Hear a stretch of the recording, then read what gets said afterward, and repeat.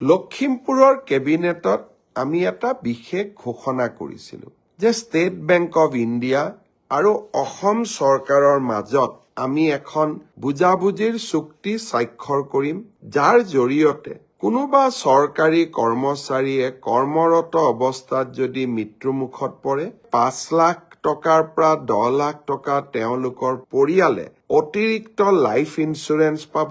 চৰকাৰৰ পৰা পোৱা সহায়ৰ উপৰিও দুৰ্ঘটনাজনিত কাৰণত মৃত্যু হলে 1 কোটি টকা পৰিয়ালটোৱে পাব আৰু যদি দুৰ্ঘটনাত পাৰ্মানেণ্ট ডিজেবল হয় তেতিয়াও 70 লাখ টকা পৰিয়ালটোৱে লাভ কৰিব।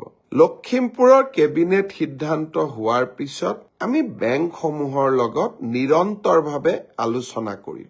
অহা 1 জানুৱাৰী তাৰিখে নতুন বছৰৰ আৰম্ভণিতে state bank of India, union bank of India আৰু আন কেইবাটাও বেংক য'ত নেকি আমাৰ চৰকাৰী কৰ্মচাৰীসকলে দৰমহাৰ লেনদেন কৰে তেওঁলোকৰ লগত আমি বুজাবুজিৰ চুক্তি স্বাক্ষৰ কৰিম।